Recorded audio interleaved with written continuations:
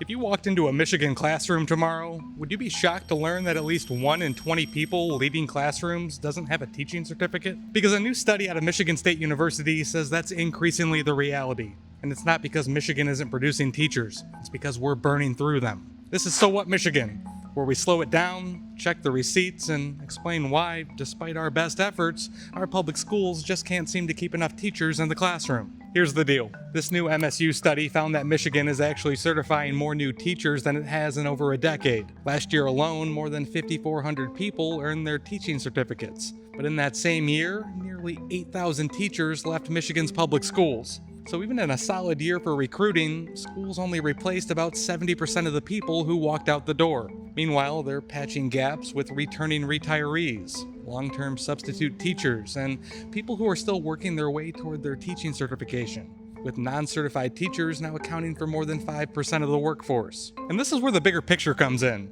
Take a look at this. The purple line shows the state's new hires.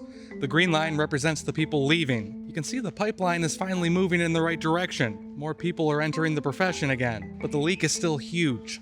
According to MSU, at the current pace, Michigan's teacher turnover might not return to pre-pandemic levels until the 2031-32 school year. So yeah, the pipeline is still filling up, but we're still losing thousands of teachers every single year before that pipeline can ever catch up. And the churn shows up in real life as bigger class sizes, more long-term subs, and more classrooms led by people still learning on the job. And this problem isn't hitting every school the same. The report found that staffing shortages are at their worst in special education, rural communities, urban districts, and charter schools. Special education was the biggest red flag.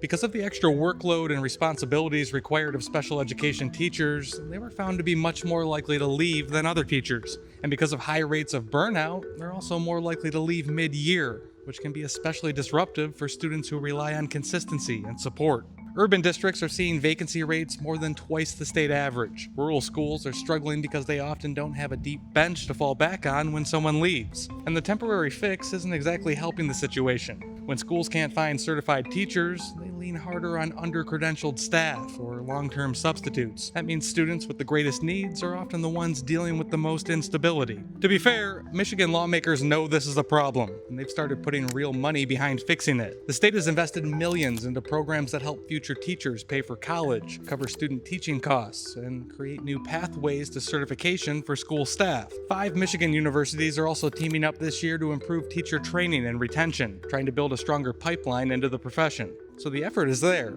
The question now is whether it's big enough to match the scale of the churn. So what?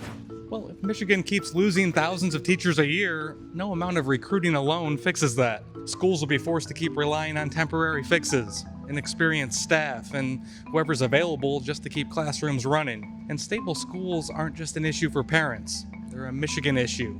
They shape our workforce, our communities, and the opportunities that kids have before they enter the job market. Right now, Michigan's trying to refill the pipeline. But unless we slow this leak, this cycle will just keep repeating. Hit follow. I'll keep tracking what's working, what's not, and whether any of these recent investments or initiatives will actually turn into stability for Michigan schools.